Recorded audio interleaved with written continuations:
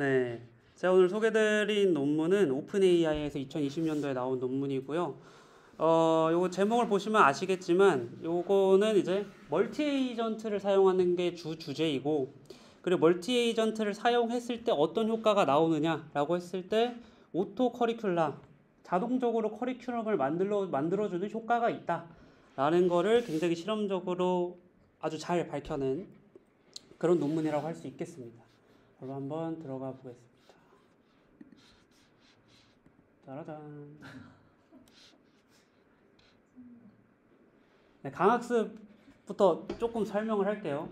제가 이거 굉장히 좋아하는 어떤 비유인데, 이제 강학습이라는 거는 여러분이 어렵게 생각하실 거 없고, 여러분들이 이제 어렸을 때 뭐 자라오는 과정, 모든 생물이 사실 학습할 때는 강학습 기반으로 학습을 하거든요.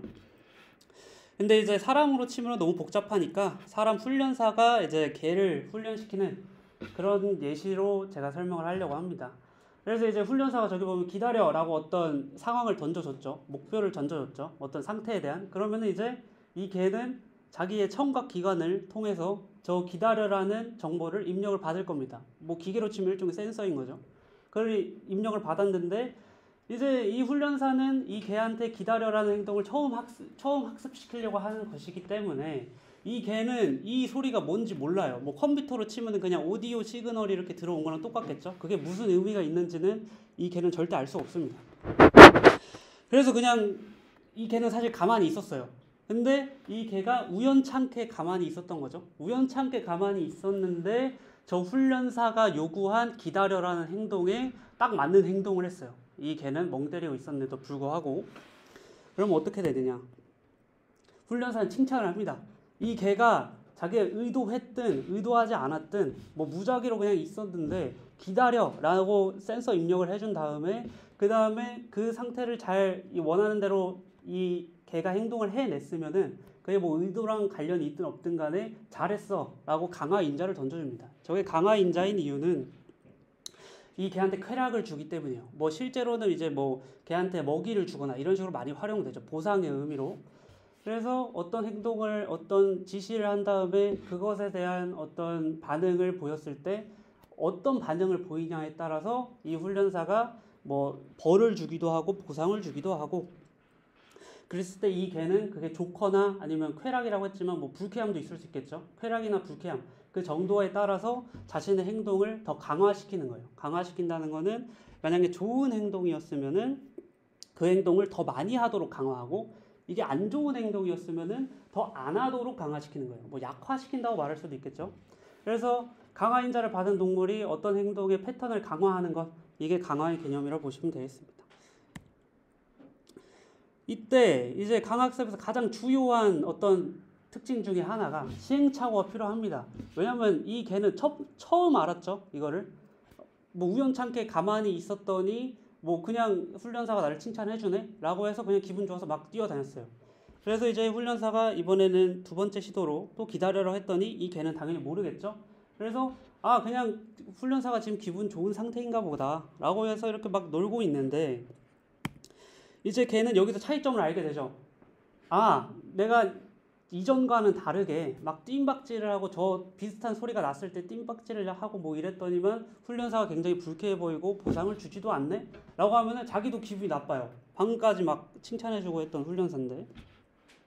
그래서 이제 반려견 입장에서는 이 훈련사한테 칭찬을 받고 싶고 훈련사를 기분 나쁘게 하고 싶지 않겠죠.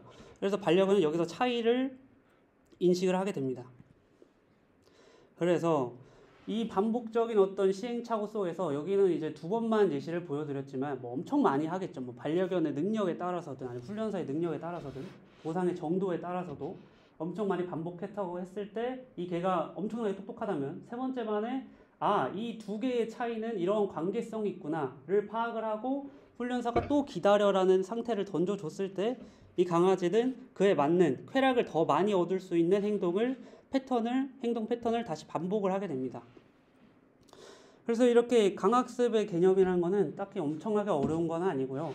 반복적인 시행착오, 뭐 잘할지 못할지 몰라요. 근데 우연찮게 얻어 걸린 한 좋은 경우와 그것과 다르게 안 좋았던 경우 그것들을 상대적으로 비교함으로써 그 사이 보상과 어떤 행동 간의 패턴을 학습을 하게 되고, 그래서 이제 강학습적으로 얘기를 하면은 상태, 행동, 보상 이 세 가지의 관계를 알게 되는 거예요. 상태라고 하면은 뭐 훈련사가 뭐 말한 뭐 이게 지시문일 수도 있겠고, 아니면 이게 걔가 야생에 있었다고 하면은 뭐 너무 배고픈 상태랄지, 아니면은 뭐 근처에 먹이가 눈에 보인 상태랄지, 이런 게 상태가 될 수 있겠죠.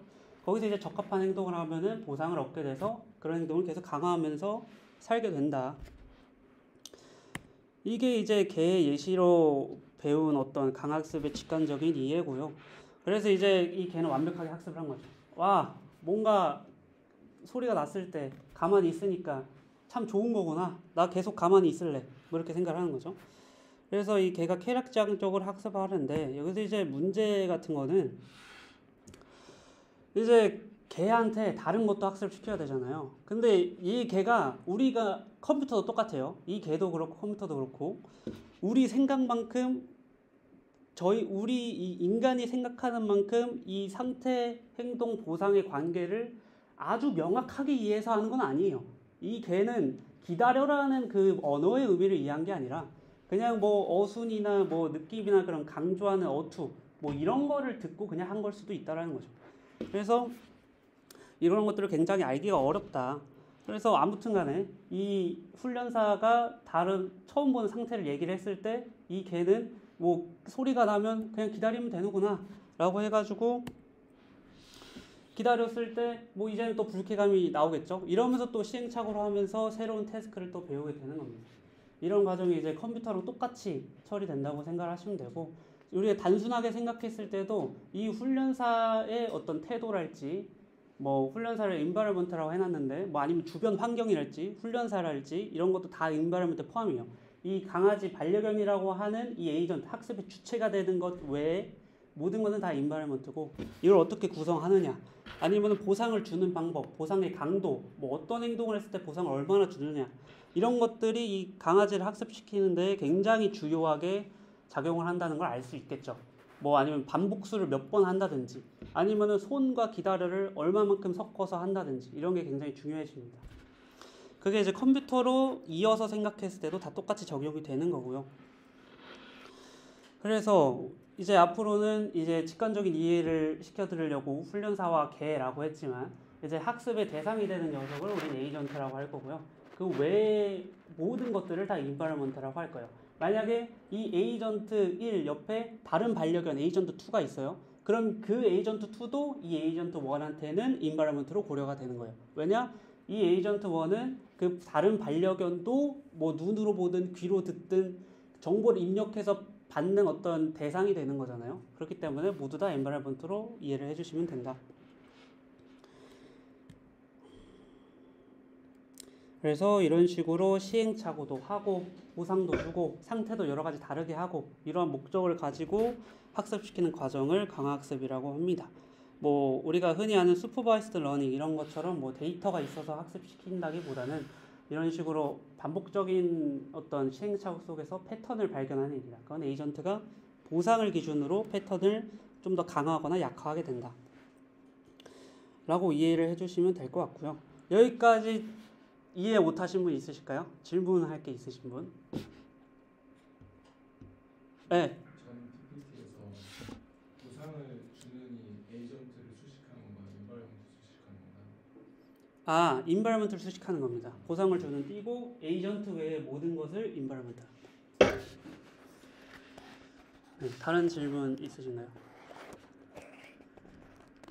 네, 자유롭게 질문해 주셔도 되고, 이제 조금 더 제가 강학습을 실제로 강학습의 어떤 이론적인 수식적인 거를 설명하는 방식보다는 좀 더 이번 논문을 설명하는 데 도움이 되는 쪽으로 조금 방향성을 많이 설명을 드렸거든요.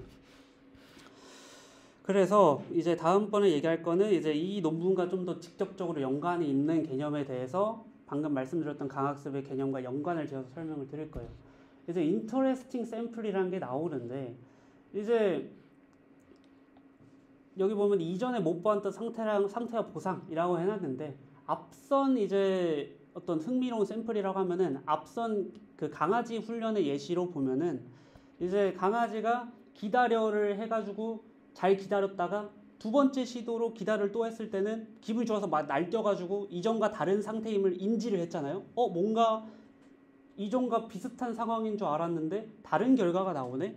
이런 게 바로 흥미로운 샘플이라는 거예요. 만약에 이 강아지가 뭐 날뛰든 가만히 있든 똑같은 보상을 계속 줬으면은 사실 강아지는 그 차이를 느낄 수가 없잖아요. 자기 행동에 따른 결과에 보상의 차이를 느낄 수가 없기 때문에 좀 인터레스팅하지 않다라고 볼 수 있겠죠. 그 두 어떤 샘플의 차이로부터 뭐 어떤 패턴이 갈라지는지를 학습을 해야 되는데 그런 차이가 없으면은 인터레스팅 샘플이라 볼 수가 없는 거고요. 그래서 이제 비슷한 상황인데도 행동에 따라 달라지는 결과라고 뭐 세 가지로 다 다르게 풀어서 얘기를 해놨는데 뭐 그래서 이제 개 예시로 또 얘기를 하면은 무언가 우리가 학습을 강학습 에이전트한테 시키려면은 전에 얘기했던 상태 행동 보상 이게 하나의 쌍으로 엮여서 샘플이라고 볼 수 있거든요. 어떤 상태에서 어떤 행동을 했을 때 어떤 보상을 주더라. 이게 하나의 샘플이라고 보았을 때 이 샘플이 이전에 봤던 거랑은 좀 다르게 특이한 정보를 담고 있어야 우리가 그 둘 간의 차이에서 어떤 행동을 했을 때 어떤 보상이 나온지를 학습할 수 있다는 거죠. 그래서 모든 샘플이 비슷한 상태, 비슷한 행동이 있으면 당연히 안 되고 무언가 다른 점이 있어야 돼요. 그래서 강학습은 그런 인터레스팅 샘플들을 찾아서 막 무작위로 시행착오 하면서 인터레스팅한 샘플, 뭔가 차이가 나는 샘플이 나타났을 때 뭔가 이런 경우에 달라지는구나 를 파악해서 그쪽 그 차이를 기반으로 관계성을 학습한다. 이렇게 생각을 해주시면 되겠고 그래서 인터레스팅 샘플을 어떻게 찾느냐 강아지 예시에서는 만약에 우리가 얘한테 기다려 한 다음에 잘 기다려 칭찬했을 때 얘가 이 새 행동의 관계를 당연히 모르겠죠. 앞에 얘기 드린 것처럼 처음에는 그냥 뭐야 갑자기 칭찬을 하네 라는 그렇게 이해를 할 거고 이 강아지는 사실 뭐 의도해서 그 관계성을 위해서 뭔가 한 게 아니라 그냥 끌리는 대로 자기 마음대로 지금 상태가 어떻든 간에 자기 마음대로 행동을 했더니 어쩌다 보니 얻어 걸린 거에 좋은 보상을 얻은 거잖아요. 그리고 그걸 엄청 많이 무작위로 반복을 하다 보니까 이런 경우에 보상을 받고 이런 경우에 보상 안 받는구나 라는 게 완전히 무작위로부터 그냥 나온 거예요. 이 강아지가 뭔가 의도적으로 뭔가 처음부터 이렇게 아는 게 아니라 우리가 이제 어떤 우리가 아기를 낳고 신생아를 키운다고 생각을 해봅시다. 그러면은 이제 아기들은 입술을 오물오물 거면서 맘마, 엄마, 뭐 빠빠 이렇게 해요. 근데 우리 어머니 아버지들은 그거를 보고 우리 아기가 나를 아빠나 엄마로 인식하고 그 엄마 아빠 단어를 내뱉었구나 라고 생각을 한단 말이죠. 근데 아기가 아직 인지 능력이 아직 뭐 발달되지 않았을 때는 당연히 그거를 인지하고 말할 수 없겠죠. 뭐 눈도 잘 안 보일 텐데. 그래서 그런 것처럼 완전 신생아의 상태처럼 이 강아지는 그냥 랜덤으로 행동을 했을 뿐이고 거기서 이제 보상을 받는 샘플과 보상을 못 받는 샘플을 그냥 무작위로 찾아내는 것이다. 그게 인터레스팅 샘플을 그냥 찾아내는 방법이에요. 인터레스팅 샘플을 뭔가 이 에이전트가 의도해가지고 이렇게 찾는다기보다는 무작위 샘플링으로부터 인터레스팅 샘플이 그냥 우연찮게 떠오르는 것이다 라고 이해를 해주시면 되고 그래서 밑에서 에이전트를 기준으로 정리를 하자면 에이전트는 무작위로 행동하면서 샘플을 수집합니다. 이제 뭐 우리가 주로 쓰는 네트워크로 따지면 그냥 이니셜 상태에서 뭐 그냥 어떤 인풋이 들어가도 무작위 아웃풋을 내뱉다가 우연찮게 얻어 걸린 게 있는 거죠. 보상을 받았던 그런 게 있어서 샘플을 수집하고 그리고 그런 무작위 행동을 익스플로레이션이라고 해요. 이제 탐험을 한다는 거죠. 우리가 어떤 상황이 있을 때 어떤 보상을 얻는지 이런 것들을 엄청나게 탐험을 한 다음에 그리고 이제 그 중에서 얻어 걸린 샘플을 기준으로 학습을 한다. 이게 이제 강학습에서 인터레스팅 샘플을 찾는 뭐 과정이다라고 보시면 되고 여기서 이제 그런 무작위 행동을 익스플로레이션이라 한다. 이거를 기억해 주시면 되겠습니다. 그래서 우리가 뭔가 제가 뭐 에이전트가 무작위로 한다고 했지만 사실 조금 더 유도할 수 있는 방법이 있을 수 있잖아요. 예를 들어서 우리 강아지 학습시킬 때는 유도하는 방법으로 강아지 손을 잡아가지고 든 다음에 손이라고 하고 그냥 먹이를 줘요. 그러면 이 자세가 뭔가 기분이 좋으니까 이거를 좀 유지해야겠다 이런 식으로 유도를 할 수가 있는데 그런 것처럼 익스플로레이션을 좀 유도할 수도 있겠죠. 그래서 그런 방법론들에 대해서 말씀을 드리려는 건데 이제 익스플로레이션을 완전히 무작위로 한다고 했을 때 가장 큰 문제가 되는 거는 에이전트가 만약에 보상이 뭐 한 번 높은 거 예를 들어서 제가 마시멜로 예시를 해놨는데 뭐 유명한 얘기죠. 마시멜로를 안 먹고 기다리면은 뭐 3개를 주는데 바로 먹으면은 그 3개를 못 먹고 하나밖에 못 먹는다. 뭐 이런 유명한 얘기가 있는데 마시멜로가 보상이라고 쳤을 때 만약 마시멜로를 1개를 안 먹고 1000개를 먹으면은 더 큰 쾌락적인 경험을 할 수 있을 텐데도 이 앞에 있는 이 마시멜로 하나를 먹으면은 보상이 계속 높게 그냥 나와버리니까 이 에이전트는 그냥 무작위 익스플로레이션을 한다고 했을 때 굳이 마시멜로를 안 먹을 이유를 이 에이전트 알 수가 없는 거죠. 왜냐? 이 에이전트는 그 뒤에 마시멜로 1000개가 있다. 이런 거는 이제 저희만 알고 있는 거고 이제 훈련사가 보상을 어떻게 줄지는 훈련사만 알고 있는 거고 이 에이전트가 그 관계성을 처음부터 자기가 알아서 알 수는 없잖아요. 고지능의 생명체 아니니까. 그래서 이제 익스플로레이션 문제에서 가장 대두되는 거는 이제 에이전트가 단기적 보상에만 집중하고 우리가 풀고자 하는 복잡한 문제에 다가가지를 못하는 거예요. 우리가 풀고자 하는 복잡한 문제를 풀려면은 뭐 길도 조금 우회해야 되고 좀 아픈 것도 좀 견뎌야 되고 뭐 RPG로 따지면 수련도 좀 노가다도 좀 해야 되고 이런 것들을 해야 되는데 이제 그런 것들을 안 하고 그냥 맛있는 것만 계속 땅바닥에 앉아서 먹고 있으면 우리가 원하는 복잡한 문제들을 풀 수가 없겠죠. 그래서 이제 익스플로레이션을 좀 강제해줘야 되거나 좀 유도해줘야 되는 그런 경우들이 생기게 되는 거죠. 그래서 가장 기본적으로 어떤 도입되는 아주 간단한 해결책은 그냥 일정 확률로 아예 랜덤 샘플링 함수를 돌려가지고 현재 상황에서 네트워크를 따라서 출력하는 인풋을 0.7 비율로 사용하고 나머지 0.3 확률로는 그냥 랜덤 아웃풋을 그냥 써버리는 거예요.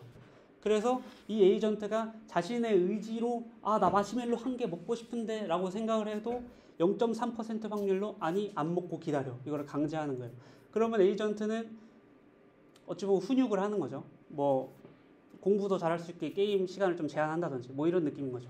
그런 식으로 강제로 제한을 해주면은 이 에이전트는 기다렸더니 마시멜로 1000개가 오네. 이 상황을 한번 경험하기 시작하면은 이제 에이전트는 깨닫는 거죠. 기다리는 것도 마시멜로 1000개를 얻을 수 있구나 하면서 점차 기다리는 쪽으로 성장을 하고 학습을 하면서 마시멜로 1개 먹는 거를 참게 되는 겁니다. 그게 이제 가장 기본적인 방법론이라고 할 수 있고 근데 이때 가장 따라오는 당연한 문제는 만약에 이 비율을 너무 높여가지고 0.9% 아니 90%의 확률로 마시멜로를 참거나 먹거나 무작위로 결정해 라고 하면은 사실상 항상 무작위로 행동이 결정되기 때문에 이게 뭔지 알 수가 없겠죠. 강아지로 따르면은 앉을지 일어날지 손 뻗을지 이게 90%의 확률로 자기 의지랑 상관없이 마구잡이로 일어나면은 복잡한 행동을 찾기가 어려워요. 예를 들어서 우리가 이제 강아지랑 마시멜로 예시를 들었지만 제가 이 방을 나가서 1층에 갔다가 남자 화장실에 갔다가 화장실 문 3번 칸을 열고 다시 닫고 와가지고 다시 여기로 올라오는 거를 학습을 해야 된다고 칩시다. 근데 제가 할 수 있는 어떤 무작위 행동이라고 치면은 왼쪽으로 갔다 오른쪽으로 갔다 앞으로 갔다 이 3가지를 계속해서 무작위로 하면은 저는 그 복잡한 어떤 롱텀의 그 태스크를 수행할 수 있는 확률이 굉장히 떨어지겠죠. 무작위로 계속 하게 된다면. 그래서 이제 이 아주 간단한 방법의 문제는 밸런스를 잡기 어려운 것도 있는데 이게 간단한 문제는 잘 적용이 되지만 복잡성이 매우 커졌을 때는 사실상 무작위만으로 우리가 원하는 복잡한 컴플렉스 태스크를 학습하기가 굉장히 어려워요. 그래서 태스크를 완수해서 보상을 얻는 것까지 받아야지 어떤 인터레스팅 샘플이 생기는 건데 거기까지 가는 거를 무작위로 찾을 확률이 굉장히 낮은 거죠. 그래서 이 방법은 좀 한계가 있고 그리고 이제 다음 문제, 2번째 문제 이제 이어지는 거죠. 문제가 아주 복잡할 경우 제가 강아지 예시로 했는데 제가 방금 말한 뭐 아래에서 갔다가 이거랑 똑같은 거예요. 강아지한테 뒷발로만 서서 깡총거리면서 장애물을 사면서 뛰어넘으라 하면 할 수 있을까요? 할 수 있습니다. 강아지는 놀랍게도 그걸 할 수가 있어요. 강아지는 당구도 쳐요. 당구도 치고 뭐 탁구도 합니다. 강아지는 정말 대단한 존재예요. 이만큼 가능성을 가진 강아지가 있는데 강아지한테 저 처음부터 야 너 강아지 너 뒷발로 서서 깡총깡총 빨리 뛰어서 세계 넘어 라고 하면 할 수 있겠습니까? 못하겠죠. 그러니까 문제가 아주 복잡할 경우 앞서 말한 것과 같이 무작위할 수 없으니까 뭔가 유도하거나 지도하거나 이런 걸 해줘야 되는데 그거를 어떻게 하느냐. 복잡해도 가능하죠. 하는 강아지들이 있으니까. 이 강아지 어떻게 이걸 학습할지 생각을 해봅시다. 저희가 모르지만 아마 여기에 엄청 롱텀의 태스크들이 있잖아요. 여기서 이 계단 하나, 터널 하나, 저거 하나 뛰어넘는 것부터 시작을 했을 거예요. 다 각각 하나하나 따로따로 떼가지고. 그래서 문제를 분해해가지고 더 쉬운 문제, 더 간단한 컴플렉시티가 좀 낮은 문제로 만들고 그거를 하나하나 천천히 학습을 시킨 다음에 뭐 강아지 근육도 성장시키고 뭐 유대감도 형성하고 한 다음에 이 전체적인 복잡한 태스크를 풀 수 있다는 거죠. 그래서 우리가 실제로 생물이 학습하는 것도 다 똑같거든요. 우리가 어렸을 때부터 지금까지 커온 것도 다 똑같고 이런 걸 이제 커리큘럼 러닝이라고 부르는 거예요. 우리가 엄청 복잡한 태스크가 있을 때 그거를 처음부터 무작위 상태에서 너 이거 어떻게든 찾아봐 라고 하는 거는 말이 안 되는 거고 이거를 차근차근 따라갈 수 있게 쉬운 태스크로 조각조각 내가지고 뭐 초등학생부터 고등학교까지 커리큘럼을 만들어서 배우게 해야 된다는 거죠. 강학습도 이제 현실이랑 똑같은 거예요. 결국 시행착오를 통해서 그거를 학습해야 되니까. 그래서 쉬운 태스크부터 어려운 태스크로 학습을 시키는데 가장 중요한 문제는 여기서 두 가지입니다. 첫 번째, 어떤 태스크를 제공해야 돼? 인 거죠. 뭐 우리가 훈련에 대한 지식이 아예 없을 때 강아지를 뒷발로 깡총깡총 뛰어서 장애물 3연속 넘으려고 하면은 우리는 모르잖아요. 우리는 전문가가 아니니까. 근데 전문가들은 알겠죠. 어떤 태스크를 제공해야 이 강아지가 그렇게 잘하는지. 그런 것처럼 어떤 태스크를 제공할 것인지. 우리는 알 수조차 없어요. 뒷발로 서게 하는 걸 어떻게 해야 되는지. 근데 뭐 전문가들은 알겠죠. 이런 문제가 있고. 그리고 그걸 어떤 순서로 제공할 건지. 강아지한테 뒷발로 서는 거 먼저 해야 돼? 아니면 손 하나 해야 돼? 아니면 유대감 쌓는 거 먼저 해야 되나? 이런 제공되는 순서가 굉장히 중요하겠죠? 근데 그것도 우리가 알 수가 없어요. 우리가 정해줘야 되는데. 그래서 각 태스크의 난이도를 어떻게 평가해서 뭐가 더 쉽고 뭐가 더 어려운지 어떻게 알지? 아주 간단한 해결책. 내가 맘대로 판단해. 이거죠.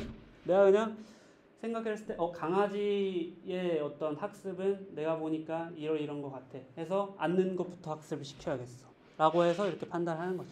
근데 그랬을 때 뭐 사람에 따라서 당연히 다르겠죠. 그게 완벽한 정답일지 나는 알 수 없는 거예요. 그러니까 어떤 사람이 이런 거를 뭐 의미로 막 정해가지고 커리큘럼을 정한다고 했을 때 뭐 쉬운 문제들은 대부분 잘 풀립니다. 근데 복잡한 문제라고 했을 때 어떤 태스크로 나눠야 될지도 모르겠고 각 태스크의 난이도를 어떻게 해야 최적인지도 모르는데 어떤 퀄리티가 보장이 안 된다라는 거죠. 복잡한 문제일수록. 그래서 이제 오늘의 논문은 그거를 풀려고 하는 거예요. 네. 정규에서 가장 중요한 문제 중에 혹시 커리큘럼 러닝 중에 이전 거를 있는 거를 해결하는 것도 문제가 중요한 문제로 취급되나요? 중요한 문제로 취급되죠. 그건 이제 그냥 커리큘럼 러닝뿐만 아니라 그냥 사실 커리큘럼 러닝이 그냥 넓게 보면 트랜스퍼 러닝이랑 똑같아서 거기서 어떤 컨티뉴얼 러닝 이런 거랑 다 똑같아서 거기서 어떤 문제시 되는 것들을 다 여기서 똑같이 해결을 해야 됩니다. 네트워크를 그대로 갖다 썼을 때 생기는 문제들이 다 그대로 발생해요. 저는 사실 큰 차이가 없다고 생각해요. 트랜스퍼 러닝이나 커리큘럼 러닝이나 컨티뉴얼 러닝이나 다 똑같지 않나 이렇게 생각을 하고 있습니다. 근데 분야별로 단어를 다르게 쓰는 것 같아요. 또 질문이 있으신가요? 여기까지? 이제 논문으로 들어갈 것이기 때문에 네, 그러면 다 했습니다. 어떻게 푸냐? 다수의 에이전트가 컴피트 서로 대결하면서 오토 커리큘럼을 만들어내도록 하겠다가 메인 아이디어고 그게 어떻게 돼? 라고 했을 때 아까 말했던 인터레스팅 샘플이라고 있죠. 제가 또 비유를 가져왔어요. 인류의 역사에는 전쟁의 역사다라는 굉장히 유명한 구문이 있죠. 그게 왜 그러냐? 우리가 치고받고 싸우면서 위협받고 내가 죽을 수도 있는데 아니면 내가 죽지 않으려면 내가 더 커져야 되는데 이런 프레셔들을 받으면서 우리 인류는 엄청 크게 발전했단 말이에요. 그래서 현실의 인류가 어떻게 발전했냐를 보면은 우리 상대방, 우리 적국의 반응을 아주 인터레스팅한 샘플로 여겨서 우리가 뭐 그 핵무기 영화 뭐죠? 그거 아인슈타인이 아니라 그거 뭐지? 네, 오펜하이머. 오펜하이머 보면은 핵무기 아직 만들어지지도 않았어. 근데 상대방이 무조건 만들 거야 라고 하면서 내가 먼저 만들거든요. 그런 게 인터레스팅 샘플인 거죠. 상대방이 없었으면 핵무기는 나오지 않았겠죠. 상대방이 없었고 핵무기를 만들어서 어떤 상호 확증 파괴 그 전략을 만들어야 될 수요가 없었으면은 핵무기가 그렇게 빨리 만들어지지 않았을 거예요.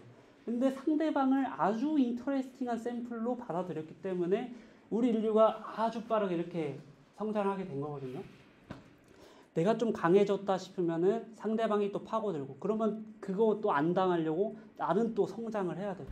이렇게 서로 점진적으로 견제하고 서로를 인터레스팅 샘플로 보면서 점진적으로 정교한 전략을 발견을 해나가는 거예요. 상대가 발전했을 때 나는 그거보다 조금 더 발전 이렇게 가는 거예요. 여기서 갑자기 총기에서 아무것도 상대방도 없고 뭐 수요도 없는데 갑자기 핵무기를 만들어내는 게 아닌 거예요.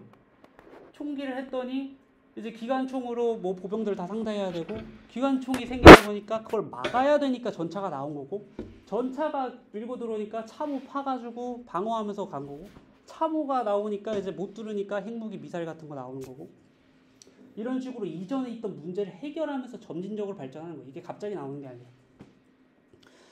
그래서 이제 요점은 이제 다수의 에이전트가 서로 대결하면서 오토커리큘럼을 만든다는 거는 서로가 서로에게 점진적으로 발전해야 될 프레셔를 주는 거죠. 좀 더 높은 난이도를 요구하는 거죠. 서로 조금씩. 그래서 그게 자동적으로 조금씩 발전하면서 각자가 정교하게 발전해야 한다.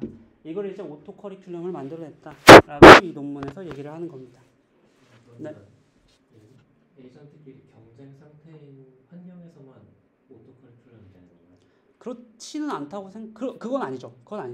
어떤 상황에서는 오토 커리큘럼이 될 수 있는데 이제 여기서는 다수의 에이전트가 컴피트 할 때에 굉장히 잘 되더라. 이걸 얘기를 하는 겁니다.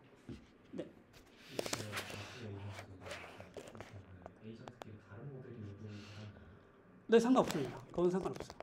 이제 뭐 잘 되고 안 되고의 문제지 그 개념이 여기에 포함되지 않는다 이런 얘기는 아닙니다. 보통 커리큘럼이라고 하면은 네. 테스트를 설정하고 이제 하면서 그걸 작성하고 다음 커리큘럼 넘어가고 이런 식으로 해요. 네네네. 이런 식으로 오토 커리큘럼을 짜게 되면 너무 컨티뉴어스하고 너무 파인 그레인드하지 않나? 상태가 변할 때마다 내가 새로운 커리큘럼이 생성돼 버리는 건데. 네, 맞아요. 그러면 너무 계속 괜찮은 것 같은데. 제가 그러한 경우에 문제시 된다고 생각하는 거는 이 에이전트들이 컨티뉴어스하게 너무 서로에게 집중하다 보니까 우리의 궁극적인 목적과 좀 벗어나게 조금 여기서 계속 왔다 갔다 하는 이런 경우에 문제가 된다고 생각을 하거든요. 근데 이 에이전트의 그 치고박는 컨티뉴어스한 과정이 점진적으로 우리 최종 목표에 가까워질 수 있도록만 환경을 잘 제어를 하면은 저는 컨티뉴어스한 거는 크게 문제가 되지 않는다고 생각을 합니다.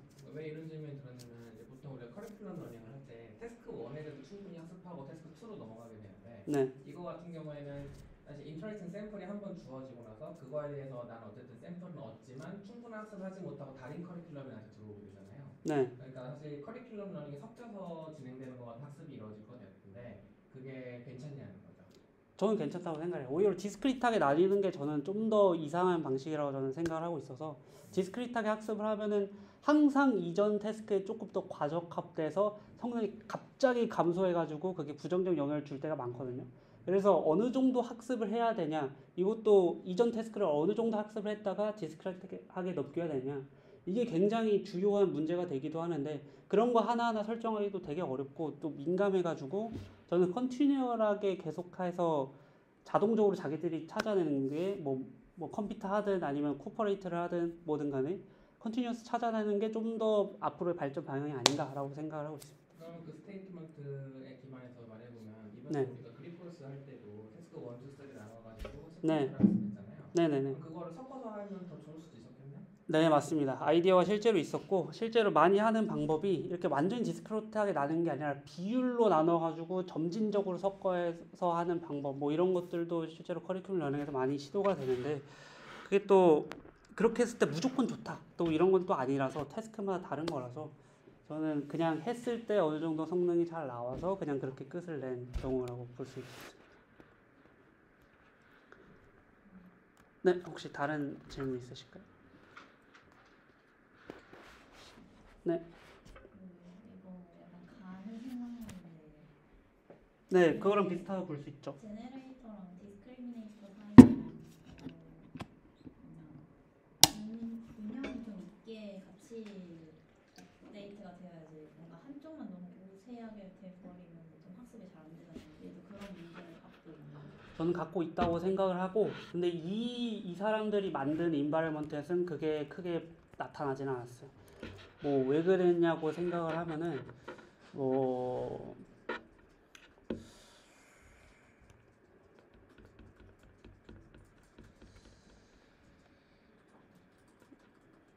제 생각에는 이 사람들이 뭐 제가 뒤에 가서도 말씀을 마지막에 드릴 거지만 복잡도도 테스트를 했거든요. 어느 정도로 복잡해야 우리가 원하는 정교한 걸 학습할 수 있느냐 이거를 테스트를 좀 여러 가지 했는데 뭐 복잡도의 경우는 다수 에이전트를 했지만 뭐 상대도 한 명 나도 한 명일 수도 있고 아니면 두 명, 세 명일 수도 있고 아니면은 뭐 이 환경에 있는 오브젝트가 하나만 있을 수도 있고 아니면 두세 개 있을 수도 있고 아니면 종류가 여러 개일 수도 있고 이런 경우를 다 테스트했는데 자기들이 원했던 어떤 정교한 스테이지까지 학습을 한 거는 복잡도가 높은 상황에서만 발생을 했어요. 그래서 제 생각엔 그게 뭘 의미하는 것 같냐면 복잡도가 높은 상황에서는 한쪽이 한쪽을 아무리 지배한다고 해도 무작위로 인터레스팅 샘플이 발생할 가능성이 그만큼 높아진다고 생각을 해요. 왜냐면 복잡성이 높을수록 이 에이전트가 이 어떤 상대방을 완전히 지배한다는 거는 그 복잡성의 가능성을 다 제어해서 완벽하게 제압을 해야 되는 거잖아요. 근데 환경의 복잡성이 충분하면은 이 에이전트가 어떤 완벽하게 모든 상황을 통제하지 못할 만큼의 어떤 무작위성이 부여될 수 있다고 생각을 해요. 그래서 복잡성이 환경에 충분히 높으면은 아무리 에이전트가 잘 학습을 한다고 해도 상대방이 항상 인터랙션 샘플을 무작위로 발생할 수 있는 가능성이 있을 것이다 이렇게 생각합니다. 예를 들어서 뭐 이니셜 포지션을 고정시켰다고 하면은 항상 똑같은 데서 시작을 하니까 한쪽이 한 명을 지배하기 시작해버리면은 항상 똑같은 것만 하면 되니까 지배할 수 있겠죠. 근데 이니셜 포즈를 막 무작위로 섞는다고 하면은 그렇지 않을 가능성이 더 늘어나겠죠. 뭐 이런 거라고 저는 생각을 하고 있습니다. 실제로 뒤에서도 그 이니셜 포지션을 안 했을 때 뭐 이니셜 포지션을 그냥 정해놨을 때 스테이지 학습을 잘 못했다 이런 결과들이 있는데 논문에서 그게 이렇기 때문에 학습이 잘 안 됐다 한쪽이 지배하기 때문에 안 됐다 라고 나오지 않는데 제 생각에는 그렇기 때문에 임수빈님이 우려하신 것 때문에 학습이 잘 안 되지 않았나 이런 식으로 생각이 드네요. 네. 아까 교수님이 해주신 질문에 좀 연장되는 이야기인데 네. 이런 오퍼넌트가 어드버서리한 세팅에서 도연적으로 그래디언트 클리핑 같은 기술이 사용이 되나요? 저도 이게 어느 정도는 학습 수렴 속도를 막아야 된다 이런 거죠. 좀 불안정할 수 있을 것 같아요.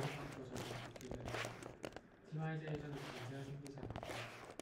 생길 수 있다고 생각을 하는데 이 논문에서 그거를 중점적으로 다루지는 않아가지고 실제로 적용했는지는 알 수가 없을 것 같고요. 제 생각에는 그것조차 태스크에 따라서 적용을 하고 말고 그냥 결정되는 사안인 것 같아요. 제 경우에도 적용을 했는데 뭐 별 차이 없는 경우도 많았고 그냥 태스크나 환경 설정에 따라서 그냥 좀 민감하게 반응하는 이런 느낌. 그래서 꼭 오퍼넌트가 있다고 해서 클리핑을 무조건 하는 게 좋다. 이거는 좀 아닌 것 같긴 합니다.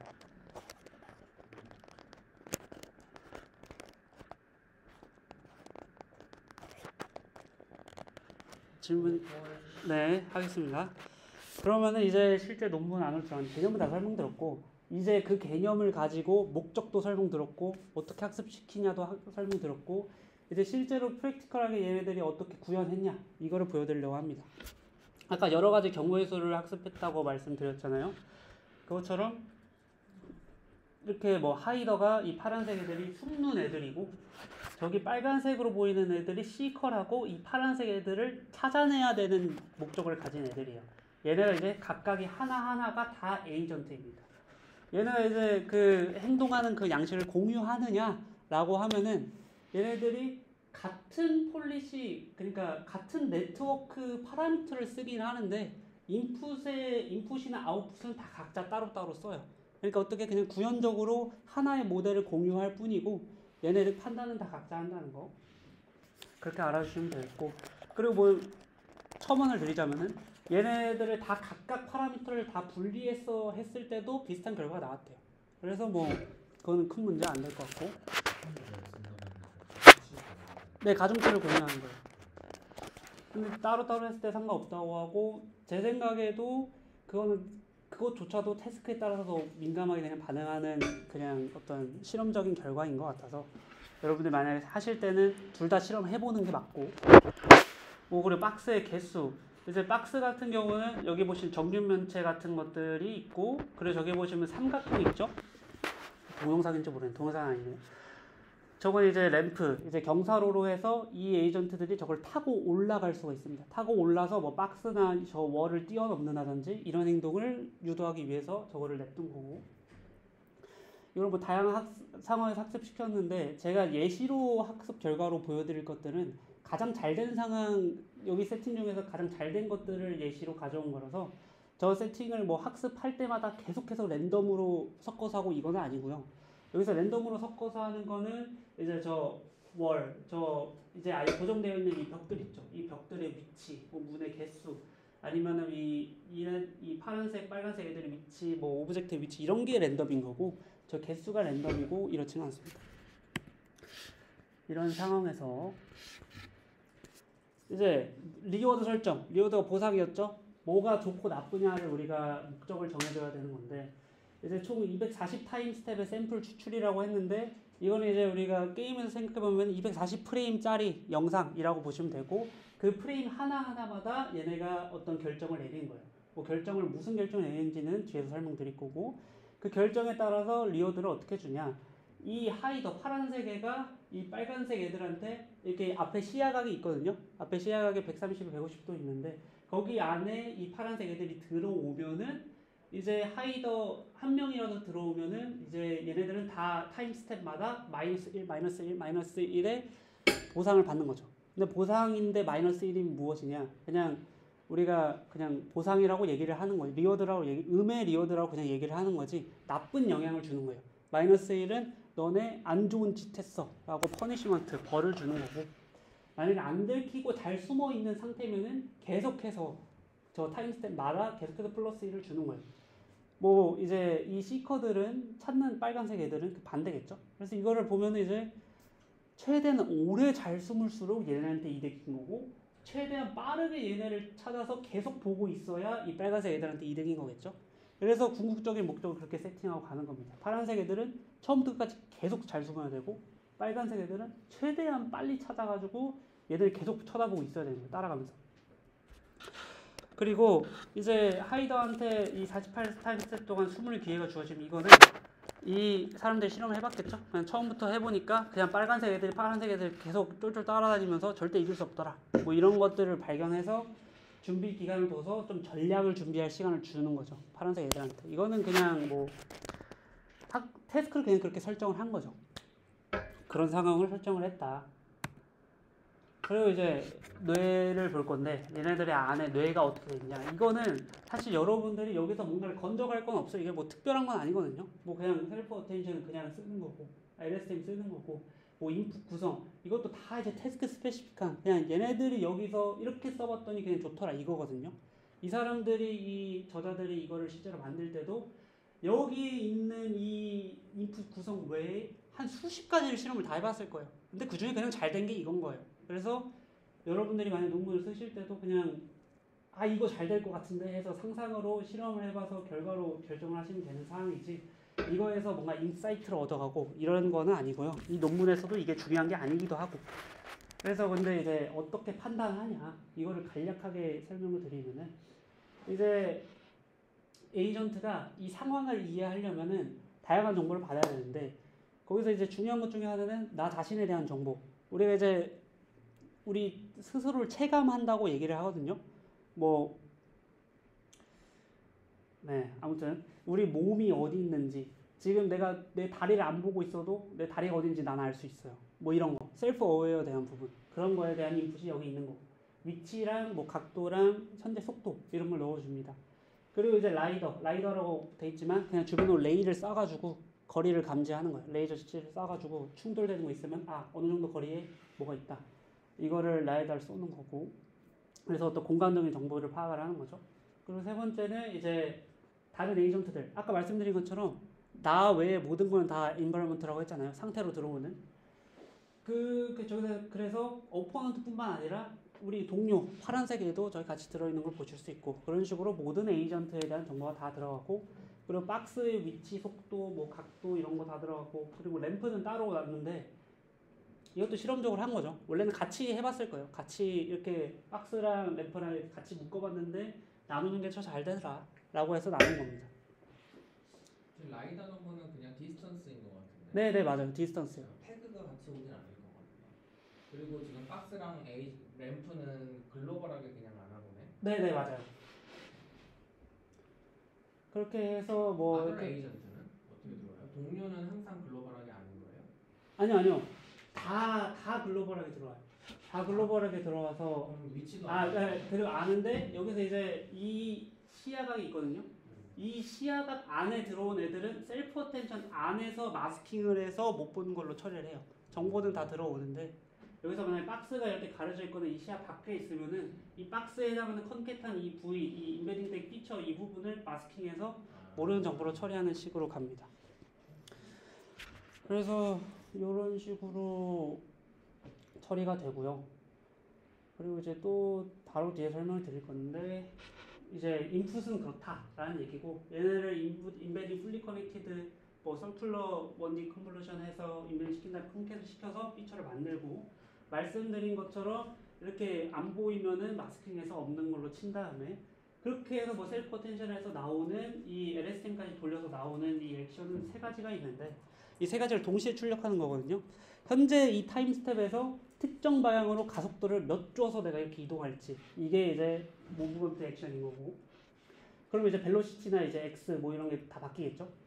그리고 이제 이 그래빈 액션은 아주 자기 앞에 조그만 레디어스 한 물체만 잡을 수 있는 이 공간에 어떤 물체가 감지되었을 때 이게 불리언으로 true로 나오면은 이 물체를 잡아서 자기가 옮겨서 이렇게 다니는 거예요. 자기 속도랑 똑같이. 그거 이제 하나가 있고 그러다가 이제 이 타임 스텝에서 false가 되면 얘를 놔주는 거죠. true가 되면 잡고 있다가 이렇게 되는 거고 락킹 액션 같은 경우는 이것도 실험을 통해서 락을 하는 거를 넣었더니 더 신기한 전략들이 나오네 라고 그냥 그렇게 실험을 통해서 어떤 태스크를 설정을 한 거지 이렇게 구성하는 게 의미가 있는 거는 아니에요. 아무튼 락킹 액션 같은 경우는 나 말고 다른 에이전트가 이 오브젝트를 못 움직이게 그 자리에 고정시켜 두는 거 그런 식으로 어떤 새로운 전략들을 만들어낼 수 있겠죠. 그런 가능성들을 열어준 거. 그래서 이 정도로 참고를 해주시면 되겠고 이런 액션들이 있다. 그래서 이제 이렇게 학습시켰을 때 어떤 결과가 나오느냐라고 하면은 학습 결과는 이 사람들이 분석을 한 거는 뭐 여러 번 학습을 했는데도 이렇게 6가지의 단계가 항상 비슷하게 나오더라 라고 한 게 A, B, C, D, E, F까지 있고 이걸 하나하나 왜 그렇게 된 것 같은지 제가 설명드릴 거예요. 안에 논문에서 어떻게 직접적으로 이런 상황 때문에 이렇게 됐다 라고 얘기가 되어 있는 건 아닌데 제가 이 상황들을 이렇게 쭉 봐서 했을 때 자의적인 해석으로 여러분이 직관적인 이해를 하기 위해서 인터레스팅 샘플을 이런 식으로 발견해서 이렇게 되었을 것이다 라고 해석을 드릴 거고 그래서 여기서 A, B, C, D, E, F까지 한 게 제가 앞서 말씀드린 인류의 뭐 전쟁의 역사 어쩌고 뭐 그런 똑같은 거예요. 돌도끼 나왔다가 뭐 철기 나왔다가 회복탄 나왔다가 이것처럼 하나하나 엎치락 뒤치락 하면서 했다라는 얘기고 여기 뭐 리오드 그래프라고 나와 있는데 리오드가 높으면 얘가 이기고 있다라는 뜻이잖아요. 여기 보시면 이렇게 다 이렇게 칸막을 쳐져 있는데 이 칸막이로 쳐진 부분을 지날 때마다 리워드 몫은 조금씩 변하는 것을 볼 수 있어요. 근데 우리가 이 리워드만으로 이 에이전트의 어떤 성능 자체를 평가하기는 어렵거든요. 왜냐하면 리워드가 이렇게 비슷한데도 얘네들은 확연히 다른 어떤 그 전략을 보이고 있어서 리워드는 약간 참고용. 보통 이제 강학습에서도 리워드는 참고용으로 많이 쓰이지 얘가 절대적인 지표가 된다든지 여기는 좀 어려워요. 실제로 이 프랙티컬한 유스 케이스에서 실제로 우리가 원하는 결과가 나왔느냐 이거를 보는 게 좀 더 실제 결과랑 맞닿는 결과라고 볼 수 있습니다. 그래서 결과 위주로 설명을 드릴 거고 논문에서도 그렇게 나와 있기 때문에 그리고 여기서 이제 이런 결과를 볼 때 여러분이 주목할 점은 제가 앞서 말씀드린 리워드나 뭐 폴리시 이런 구성이 있죠. 그거 외에는 아무런 지시사항도 없어요. 뭐 오브젝트를 더 많이 건드릴수록 뭐 더 도움을 주고 아니면은 근처에 있는 뭐 동료랑 더 상호작용할수록 더 많은 리워드 이런 게 없어요. 그냥 찾거나 숨거나 나머지는 알아서 해. 이 오브젝트 뭔지도 몰라. 그냥 너네들이 알아서 알아내. 이렇게라고 완전 무작위 상을 그냥 던져준 거예요. 궁극적인 목표인 찾거나 숨거나 이것만 주고. 그래서 이런 거를 전혀 우리가 디자이너가 유도해서 한 결과가 아니라는 점 이걸 유의를 해주시고 그럼에도 불구하고 도망치는 법, 물체를 잡는 법도 스스로 알아내고 뭐 이렇게 방어막 만드는 거 스스로 알아내고 그럼 뭐 나중에 보시면 아시겠지만 게임의 버그를 활용하는 법도 스스로 알아내게 됩니다. 그래서 1단계, 6단계가 있는데 이제 최종 목표인 외에는 아무것도 발견하지 않았다고 했을 때 초기에 제가 맨 처음 말씀드린 것처럼 강학습은 완전 무작위 상태에서 행동한다 했죠? 이게 그 무작위 상태입니다. 그냥 진동해요 보통. 왜냐? 뭐 가우시안 뭐 노이즈든 뭐 노이즈는 다 유니폼하든 진동하는 게 기본일 거잖아요. 그런 것처럼 그냥 진동을 해요. 이렇게 진동을 하다가 여기 보시면은 얘가 얘를 딱 발견하는 그런 인터레스팅 샘플을 발견한 거죠. 나는 무작위로 막 다니고 있었는데 갑자기 나한테 좋은 걸 주네?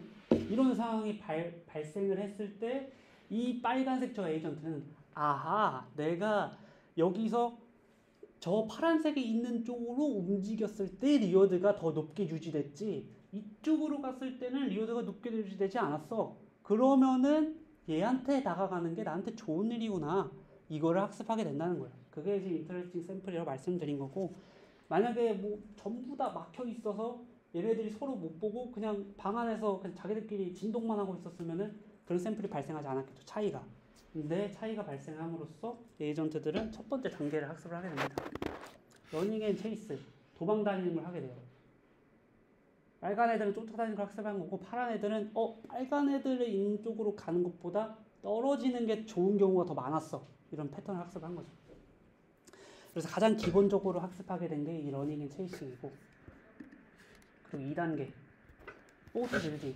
파란 애들이 굉장히 똑똑합니다. 여기서 러닝 앤 체이싱을 했을 때 시야각이 너무 넓어서 파란 애들은 분리할 수밖에 없어요.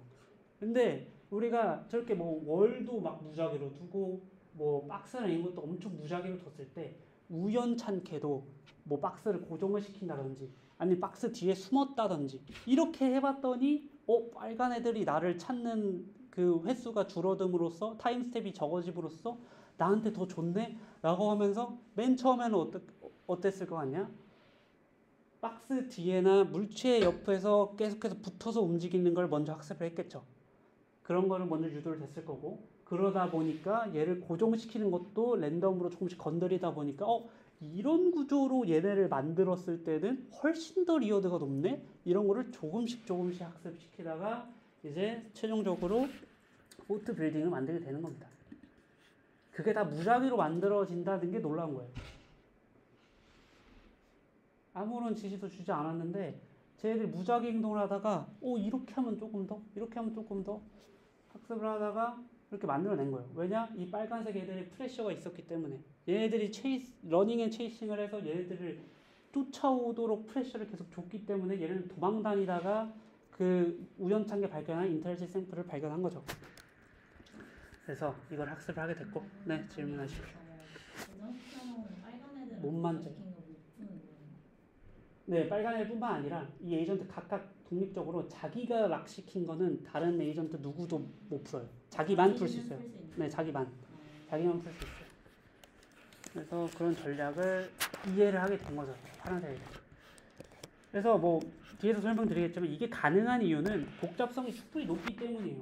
내가 아까 임수빈이 말했던 것처럼 이 광야에 박스 하나만 있고 시커 애들이 러닝 앤 체이싱을 학습해가지고 나를 무한히 따라와 버리면은 나는 포트 빌딩 절대 알 수 없어요. 이 광활한 공간에서 나는 도망 다니다가 우연찮게 물체 뒤에 숨어서 리어드 높게 받을 확률이 굉장히 적단 말이에요.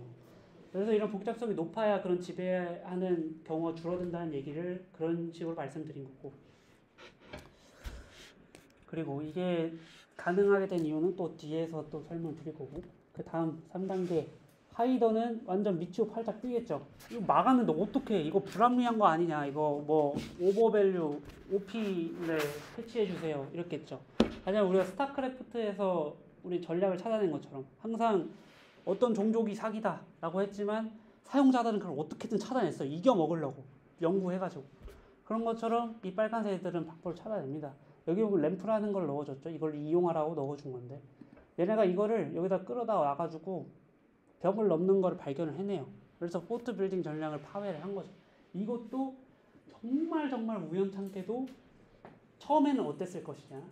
이 램프가 얘네가 고정시킨 거에 우연찮게 옆에 놓여 있었겠죠. 빨간색 애들은 파란색 애들한테 다가가는 거를 이미 학습을 했으니까 이거를 무척 앞에 있든 말든 다가가다 보니까 램프 타서 넘었네? 라는 걸 처음 알게 되었을 거고. 그 다음에는 램프가 조금 여기 떨어져 있는데 이걸 좀 밀어서 여기로 갖다 낸 다음에 탔더니 다 잘 됐을 거고. 그 다음에는 멀리서 가정을 했을 거고. 이런 식으로 점진적으로 학습을 했을 겁니다. 그게 아니면 사실 말이 안 되죠. 갑자기 여기서 멀리 가져와서 이렇게 한다? 이거는 말이 안 되는 복잡성의 어떤 인터랙티브 샘플링 확률이 굉장히 낮은 거예요. 그렇게 발생할 거예요. 항상 점진적으로 발생을 하는 거고. 그래서 복잡성이 높아야 된다라고 말씀드리는 것도 뭐 물체를 랜덤으로 두지 않았으면 그런 일이 당연히 발생 안 하겠죠.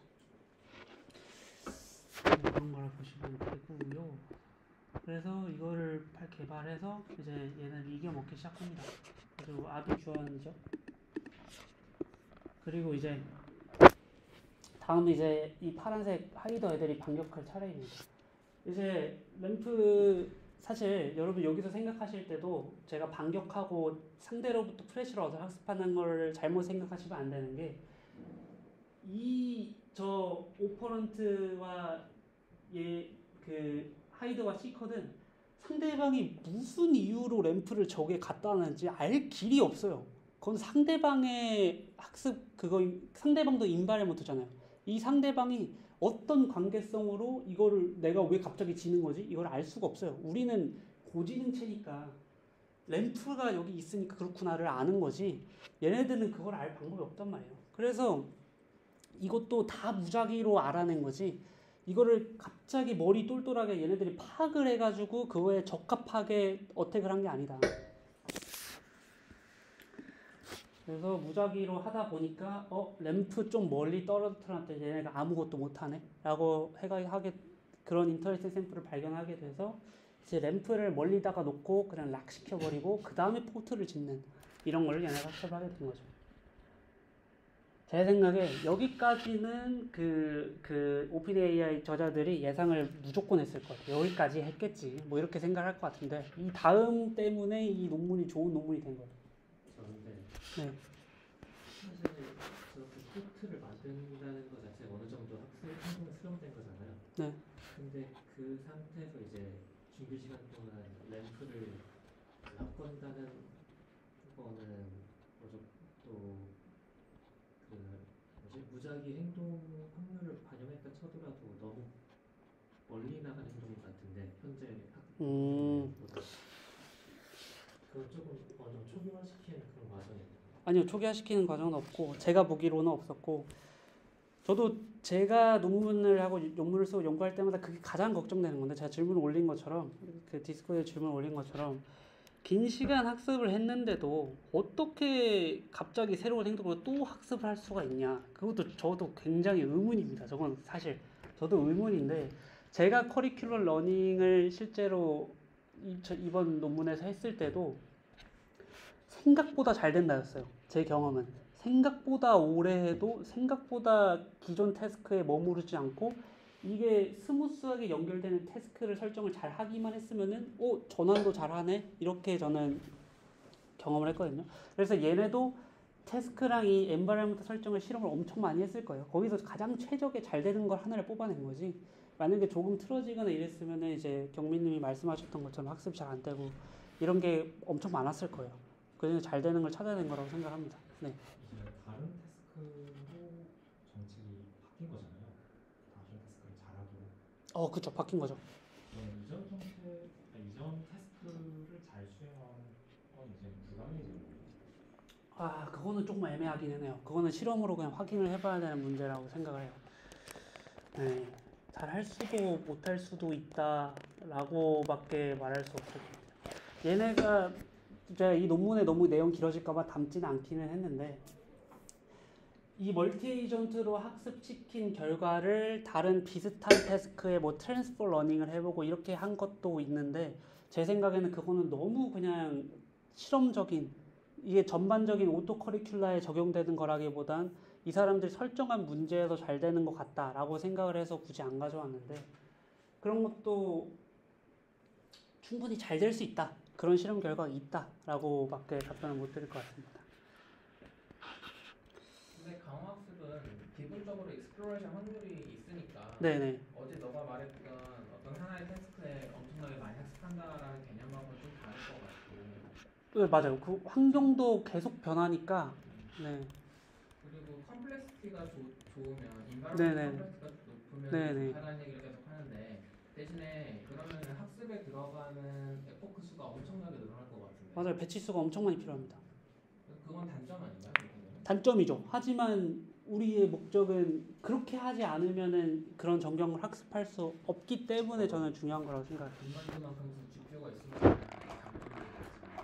그쵸. 이제 효율화나 좀 더 이거를 사실 이거 오토 커리큘라라고 해도 여기서 한 번 더 지도가 들어갈 수도 있을 거예요. 얘네 멀티 에이전트랑 조합해서 하나의 리오드를 더 끼 얹어가지고 이런 식으로 조금 더 컴플렉시티를 줄여주고 이런 게 당연히 연구가 돼야 될 것 같은데.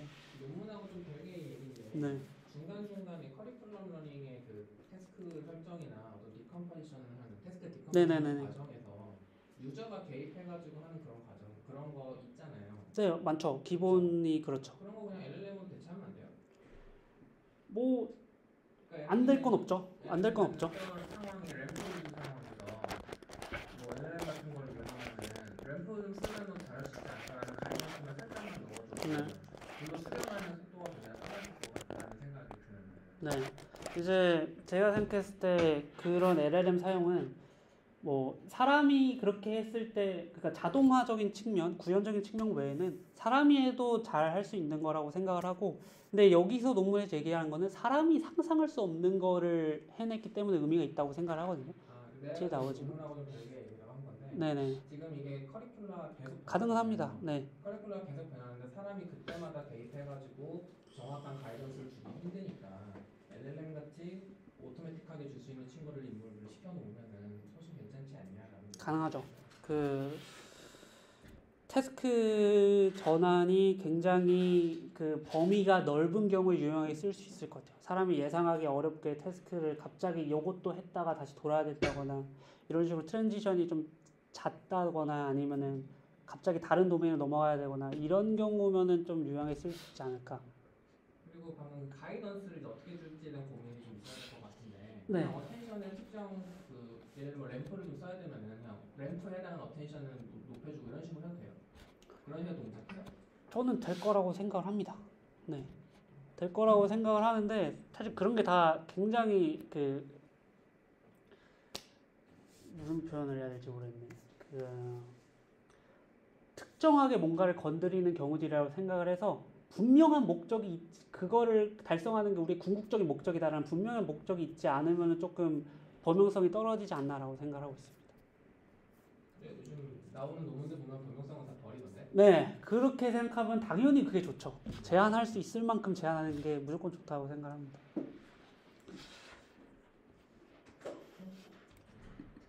네, 질문하십시오. 제가 논문을 살짝 훑어봤었는데 제 기억으로 걔네들 3억인가 그 정도 숫자까지. 네. 사실 예전에도 동현이면 강원수 세미나 했을 때 강원수 장점으로 샘플 이피시언시가 계속 나오고 단점으로 샘플 이피시언시가 맞죠? 네. 근데 제가 보기엔 이 부분이 되게 크게 개의치 않죠. 네, 벗어나기 어려워 보이고 그리고 사실 오토 커리큘라라는 것 자체가 신기하긴 한데 예를 들면 이 환경 자체가 박스의 위치는 계속 바뀌는데 네.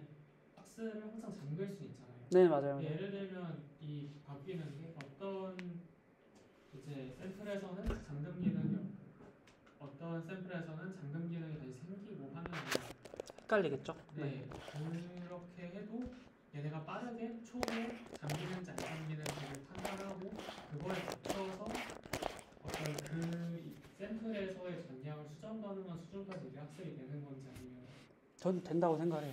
왜냐면 그것보다 더한 거를 학습했다고 생각을 하기 때문에 더 정교한 거를 뭐 어떤 게 껐다 켜는 게 되는지 안 되는지를 테스트해서 한번 껐다 켜보고 이거는 충분히 학습할 수 있다고 생각합니다. 그리고 뭐 샘플이 엄청 많아야지 얘가 학습이 되는 거는 뭐 그건 당연히 맞는 말이고요. 엄청 많아야 되고요. 왜냐면은 이런 정교한 어떤 거를 발견하려면은 우리 쿤스의 법칙을 했을 때 n이 커야지 낮은 확률의 인터레스 샘플이 발생을 많이 하잖아요. 그런 것처럼 애초에 그 모수의 개수가 엄청 커야지 이런 걸 발견할 수 있습니다. 그래서 뒤에서도 그 배치 사이즈에서 얘기를 드릴 거고. 근데 이 논문이 그걸 가능한 거는 너무 간단한 환경이라 그래요. 인풋도 아까 보면 벡터 몇 개, 이 정도밖에 안 됐죠. 뭐 모델도 그렇게 큰 것 같지도 않고. 그래서 그렇게 몇억 개 이렇게 샘플링 이터레이션 해가지고 할 수 있는 거고. 네, 그럼 뭐 오픈 AI이기도 하고 그게 실제로 파라미터가 몇 개인지는 논문에 적혀 있는데 기억은 잘 안 나네요. 아무튼 얘가 이제 복잡한 상황을 가서 이미지 인풋을 쓴다. 아니면은 얘네가 스켈레톤을 움직이는 애들이다. 뭐 다양한 센서들이 더 차원이 높게 들어온다. 이러면은 복잡한 거 안 될 거예요. 그러면 이제 샘플 이피션시 해결해야 되는 문제가 대두되겠죠. 하지만 얘네는 그 부분을 제외할 수 있는 간단한 환경으로 해서 일단은 이 가능성부터 보여주는 그런 느낌이다. 라고 생각해 주시면 돼요. 혹시 이거 학습 며칠이나 걸렸는지 네, 나와 있어요. 제가 뒤에 표가 있는데 지금 보여드릴까요? 34아워라고 돼 있네요. 20아워 뭐 이 정도. 하드웨어 못 써인지 잘 모르겠어요. 나와 있을 수도 있는데 그 생각보다 그렇게 많이 걸리지 않습니다. 이게 환경이 간단해서.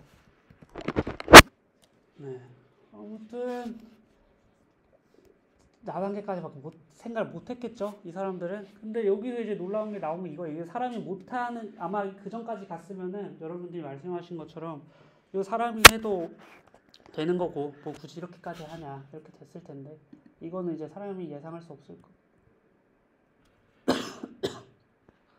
저희 에이전트가 버그를 알아내가지고 박스 위에 올라간 램프를 타서 박스 위에 올라간 다음에 램프를 탑니다. 타서 박스에 올라간 다음에 얘를 잡고 움직이면은 나랑 같이 움직이네를 알게 돼서 그걸로 왜냐면은 그 전에 이 램프 방어하는 방법으로 저 파란색 애들은 램프만 방어하면은 얘네 올라올 수단이 없으니까 램프만 방어하고 땡이었거든요. 이게 1개 마시멜로 1000개 마시멜로는 똑같은 거예요. 당연히 얘까지 다 막았으면 좋았겠죠. 1000개 마시멜로는.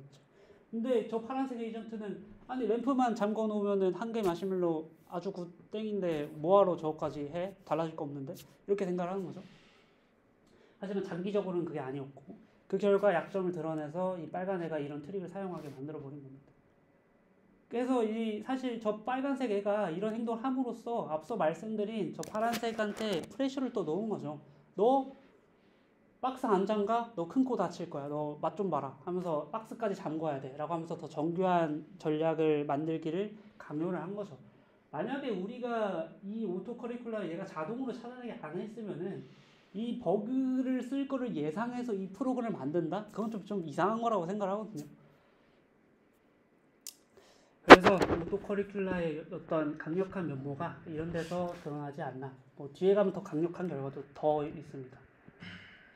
그리고 마지막으로는 이제 파란색이 결국은 이게 된 거죠. 큰 코 다쳐 한번 매운맛 한번 먹어가지고 내가 이 박스까지 다 잠가야 되는구나. 뼈저리게 느낀 다음에 가스까지 다 잠근 다음에 원천 봉쇄를 합니다. 이러면 사실 끝났죠. 저 빨간색 할 수 있는 거 없고, 만약에 다른 버그가 또 있었다면 모르지만 일단 저자들이 거기까지 찾아내지 못한 것 같아요. 그래서 여기까지는 이제 더 이상 약점이 없기 때문에 하이더의 승리로 이렇게 6단계로 끝나게 됩니다. 보시면은 이런 게 보셔서 아시겠지만 갑자기 하나를 뛰어넘어서 여기 끝까지 오는 게 아니에요. 이 전 단계에 점진적으로 치고받는 과정이 있었어야지 서로의 전략들을 발견하면서 발전시킬 수 있었던 거거든요. 네, 그래서 이제 오토 커리큘라가 이런 식으로 도움을 준다. 사람이 디자인했을 때 못할 거, 그리고 사람이 순서 정하지 못할 거, 그리고 어떤 태스크 난이도로 설정을 해야 되냐, 뭐 이런 것들도 자동으로 됐다라는 거죠. 강력한 가능성이 있다, 이거인 거죠. 오토 커리큘라. 더 예상치 못해. 이건 진짜 놀랐습니다. 이건 진짜 뭐랄까 상상 못해. 이거 그냥 날려버려요. 뿅 해가지고.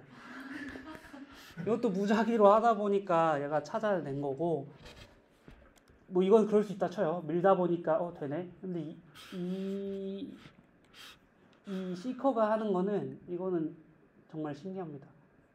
타서 이렇게 넘어서 저를 찾아가요. 이거는 진짜 사람이 못할 거라고 생각하거든요. 제가 이 상황을 이런 행동 할 수 있다는 걸 알고 설계를 해도 못할 것 같아요. 저는 너가 램프를 벽으로 밀어서 거의 슈퍼바이스 하듯이 뭐 Y 값이 10 이상 되어야지 리워드를 줄 거고 이런 식으로 해야 거의 될까 말까 이런 거기 때문에 이런 거는 진짜 무작위성으로 오토커리큘러 해야만 발견할 수 있는 게 아니냐. 이제 간단한 상황이지만 이걸 우리가 긍정적으로 낙관적으로 확장해서 생각했을 때 이 세상의 많은 문제들에도 이런 것들이 있지 않겠느냐. 인간이 풀지 못하는 이런 그런 어떤 주장들 때문에 이 논문이 가치 있게 보인다고 저는 생각을 하고 있습니다. 그래서 이제 비교평가 이거는 이제 그러면 다른 거랑은 어떻냐라고 지금 사실은 여기 앞에서 놀라운 논문의 결과가 끝났다고 생각을 하고 이건 이제 실제로 논문을 채우기 위해서 만들어진 결과들이라고 생각을 해요. 저는 논문의 근거를 만들기 위해서 재밌는 실험 결과 여기서 끝. 그리고 요거는 실제로 좀 딱딱한 근거들을 만들기 위해서 이제 기존의 릴레이트 워크 관련 연구로는 인트린식 모티베이션이라는 게 있어요. 이거는 어떤 제가 방금 말씀드린 것처럼 제가 이거 막 점프해서 뛰어서 하는 애를 학습시키려면은 어떻게 내가 슈퍼바이스 이런 리워드를 짜겠다라고 했잖아요. 그거랑 똑같은 거예요. 그거랑 똑같이 뭐 다양한 방법이 있을 수 있는데 여기서 시도한 거는 보통 우리가 저 어떤 호기심 기반의 이 에이전트한테 리워드를 준다고 하면은 내가 자주 가보지 않은 상태로 가도록 유도하는 걸 많이 해요.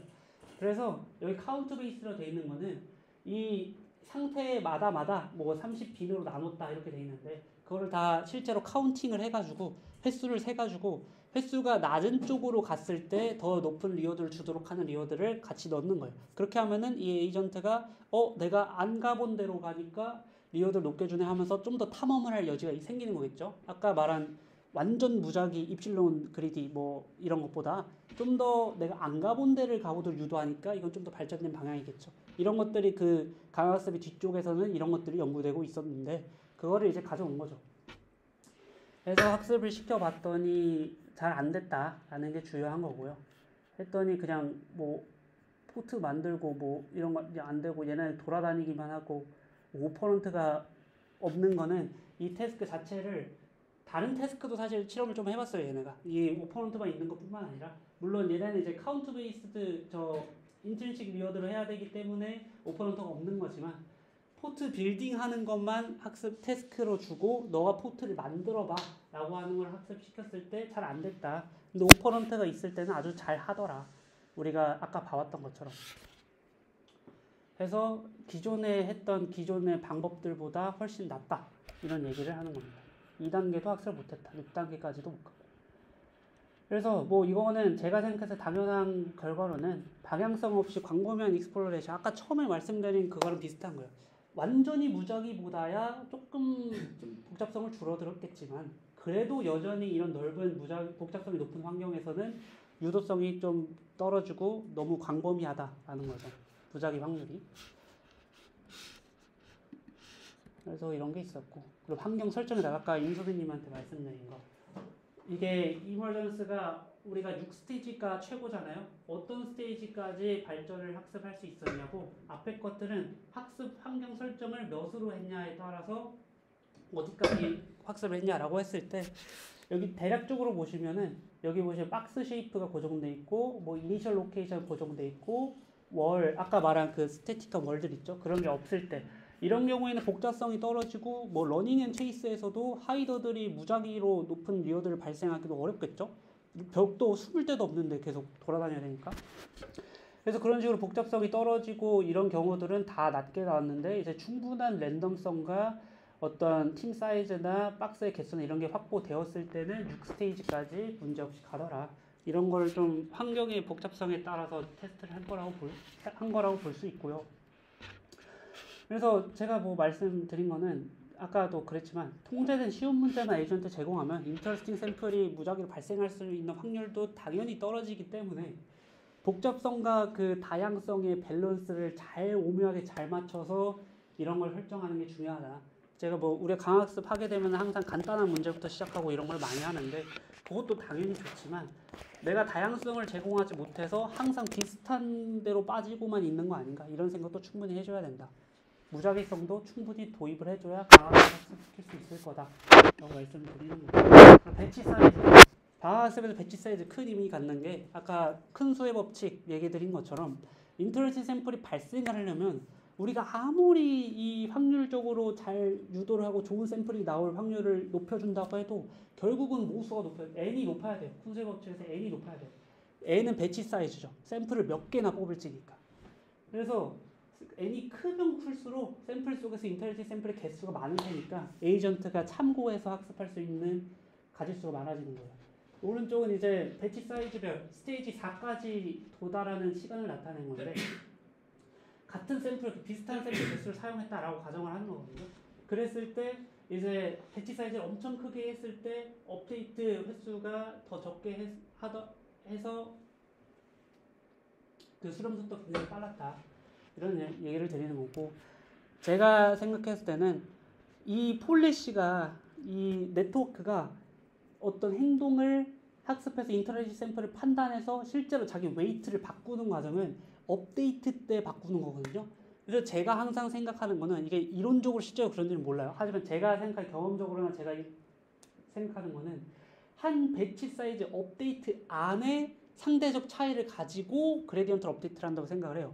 그래서 이 어떤 100개의 샘플에 뭐 인터레스팅 샘플이 10개 들어있다고 치면은, 제가 이게 10개 나눠서 했다고 치면은 얘가 그 10번 나눠서 폴리시가 업데이트 된다고 했을 때 각각의 업데이트에 하나밖에 인터레스팅 샘플이 없는 거잖아요. 저는 그러면 참고할 만한 그런 유용한 정보의 질이 떨어진다고 생각해요. 그런데 100개를 다 모아가지고 10개 인터레스팅 샘플이 포함된 거를 제공을 하면은 얘네가 수렴 속도, 수렴 방향을 찾아갈 수 있다고 생각을 하거든요. 뭐 제가 경험적으로 그랬던 거랑 그냥 제 생각이지만 그런 것들이 여기에 들어간다고 생각을 해요. 뭐 많은 에피소드 개수를 썼지만 배치 사이즈가 적으면은 인터레스팅 샘플이 거기에 한 번 업데이트 포함되는 개수가 적기 때문에 더 많은 시간이 걸린 게 아닌가라고 생각을 하고, 그리고 이제 또 다른 거는 배치 사이즈가 여기 보면 32까지 나오는데 16K랑 8K는 왜 없냐면은 스테이지 4에 도달을 못했어요. 왜냐면은 모수가 작기 때문에 인터레스팅 샘플이 그만큼 많이 발생을 못한 거겠죠. 무작위로 해서 아주 신기한 돌연변을 찾아내야 되는데 그 돌연변을 찾아낼 만큼의 샘플의 개수가 부족했던 거죠. 무작위 샘플링에서. 그래서 이제 배치 사이즈가 강학습에서 굉장히 중요하고, 웬만하면 최대 배치 사이즈로 해서 한 번에 학습시킬 거를 저는 선호하고 추천하기도 하고, 제가 다른 논문 코드를 뒤져봤을 때도 대부분은 그냥 가능한 최대 배치 사이즈를 그냥 쓰는 것 같았어요. 그 말은 폴리시를 자주 업데이트하는 것보다 그냥 한 번에 그렇게 쫙 모으고 네. 한 번에 폴리시 업데이트하는 게 좋다는 거네. 학습 속도, 만약에 샘플 이피션시, 샘플 모으는 속도가 고려를 아예 안 한다고 치면은 그게 맞다고 생각해요. 근데 보통 이제 샘플 모으는 속도가 문제가 돼서 적당히 모은 다음에 업데이트를 빨리빨리 해야 이제 오래 걸리지 않기 때문에 많이 모을수록 좋은 거는 맞다고 생각합니다. 강화학습은 배치 사이즈가 커졌다고 꼭 GPU 메모리에 배치 사이즈가 커졌을 때 업데이트 제한이 있기는 해요. 배치 사이즈가 너무 크면 GPU에 그걸 한 번에 올려서 한 번에 업데이트를 시켜야 되니까 네, 그것 때문에 제한이 있긴 합니다. 네, 그건 할 수 있는데 결국엔 올려야 돼요. 네, 결국은 올려야 돼서 좋은 GPU에 그렇긴 해요. 근데 강학습 보신 것처럼 아직 좀 쪼꼬미 애들 이런 환경만 해가지고 별로 안 커요. 심플하게 좀 잘 만드셨으면 좋긴 하겠네요. 네, 뭐 제 거 핸드한 것도 다 벡터 데이터라서 그렇게 크지가 않았습니다. 혹시 인터랙팅 샘플을 판단하거나 뭔가 중요도의 수치를 정하는 방법이 있나요? 아주 좋은 질문이요. 있습니다. 있고 그 다양한 방법이 있는데 기본적으로는 보상이 높거나 보상이 높으면 좋은 샘플로 친다거나 아니면 앞서 보여드린 것처럼 얘가 뭐 엔트로피가 뭐 높거나 낮거나 해서 뭐 특이한 데이터거나 아니면은 뭐 아까 봤던 것처럼 뭐 카운팅을 실제로 해가지고 처음 등장한 샘플이라던가 이런 뭐 와우 팩터처럼 이런 걸 적용하는 경우가 많고 다른 건 이제 밸류 펑션을 거기다 사용해요. 밸류 펑션으로 그 샘플에 돌려가지고 이 샘플이 어느 정도 가치를 가지는지를 판단해서 그걸 점수로 사용하는 것도 있고 뭐 더 다양히 있을 거예요. 저는 최근 것까지는 잘 몰라서. 사실 강습할 때 문제가 수련 전에 그 좋은 결과 나오기 전에 네트워크 수렴한다는 게 네. 그게 러닝 레이트를 스텝이 갈수록 줄이기 때문이잖아요. 근데 인터넷의 샘플 수치의 개수에 따라서 그런 러닝 레이트 줄이는 걸 다시 돌려놓거나 그런 방법도 있나요? 네, 그거 충분히 유효합니다. 그 커리큘럼 러닝 할 때도 새로운 거 학습할 때 러닝 리드 다시 돌려가지고 하기도 하고 그거는 충분히 실험적으로 도전할 수 있는 거라고 생각을 하고 근데 이제 제가 커리큘럼 러닝 할 때는 거의 안 바꾸긴 합니다. 오래 학습을 해도 러닝 리드 말씀하신 거 줄여버리면은 너무 좁은 피처 스페이스로 가버려가지고 다음 걸 학습 잘 못하는 것 같아서 저는 보통 그냥 플랫하게 그 그레디언트 스페이스라고 해야 되나? 그걸 유지하고 싶어서 러닝 레이트도 좀 크게 둬요.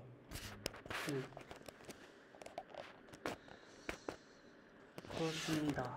근데 네. 혹시 인터랙팅 샘플이 나올 때까지는 굳이 업데이트를 하지 않고 그 샘플들을 모아뒀다가 업데이트하는 방법도 있을까요? 아주 좋습니다. 저는 그걸 판단할 수 있다면 그렇게 하는 게 맞다고 생각해요. 근데 그 판단할 수 있는 정확한 방법이 없기는 하지만 그걸 시도한 연구들이 있을 거라고 생각합니다. 정확히는 모르지만 좋다고 생각을 해요. 저는 인터넷 샘플이 없으면 사실 아무 의미도 없는 그런 업데이트이기 때문에 방향성 없는 인터넷 샘플의 정의도 사실 이상하죠. 좀 그냥 자의적으로 학습이 잘 되면은 유용한 거고 아니면 아닌 좀 결과론적인 그런 정의라서 뭐를 그걸 판단해서 측정하는 것도 어렵고 네. 태스크 네. 분석하게 해요. 샘플 LLM 만능설일 수 있지만 할 수 있죠. 네. 실제로 뭐 아예 수치적으로 분석하려고 하는 방법들도 있고요. 뭐 태스크의 난이도를 자동 분별하려고 시도하는 것들도 있고. 뭐 못 보던 모습 보이면 인터넷이랑 맞아. 그런 것도 있고. 근데 아직 좀 국룰처럼 사용되고 이런 게 좀 없는 것 같습니다. 연구들은 있는 것 같은데. 또 질문 있으신가요? 네. 여기서 배치 사이즈의 의미를 평가를 할 때 스테이지 4를 기준으로 했는데 네. 이 스테이지 4가 어떠한 의미가 있어서 하는 건가요? 아니면은 다른 배치 사이즈를 했을 때 네. 그러니까 스테이지 4 이상을 도달하지 못해서 스테이지 4를 기준으로 잡는 거예요? 저는 그랬다고 생각해요. 제가 논문을 다시 읽어보면 또 튀어나올 수도 있는데 제가 봤을 때는 그런 내용은 딱히 없었거든요. 왜 스테이지 4인지. 근데 아마 32까지 했을 때 스테이지 6까지 못 가지 않았을까 이런 생각을 좀 해봅니다. 아니면은 뭐 이게 너무 실험 결과가 마음에 안 들었던가 이런 거 아니었으면 사실 저는 스테이지 6까지 해서 모든 게 맞다고 당연히 생각을 하거든요. 근데 뭔가 그러한 뭔가 실험적인 이유가 있지 않았을까 이렇게 생각합니다. 예. 질문 없으시면 이제 결론입니다. 상호적인 프레셔 굿. 오토커리큘라 사람이 못하는 거 해줄 수 있다. 굿. 매우 큰 가능성이 있다. 이거고 기존에 썼던 방식보다 더 방향성 있고 점진적인 거를 알아서 잘해준다라는 거. 기존 거는 방향성이 없으니까. 아니 없는 건 아니지만 좁혔지만 그래도 아직은 불충분하니까. 이게 세 번째 중요한 거죠. 우리가 상상할 수 없는 것도 유도해낼 수 있다는 게 중요한 거고, 아니면은 전문가, 익스퍼트 다 데려다가 하는 게 가장 최고일 텐데 그게 아닐 수도 있다라는 게 좋은 거고. 그리고 이거 다 오픈 소스로 나와 있거든요. 그래서 무조코라는 피직스 엔진을 써서 만든 건데 그거를 하실 수 있으시면은 해보면 좋을 것 같고, 강학습은 제가 알려드리겠습니다. 강학습 제가 많이 세미나하고 했는데 아무도 안 하더라고요. 왠지는 모르겠어요. 제가 부족해서 그런가 아니면은 관심이 없는 건지 모르겠는데 좀 진심으로 관심이 있으시다면 제가 잘 알려드리겠습니다. 네, 여기까지입니다. 감사합니다.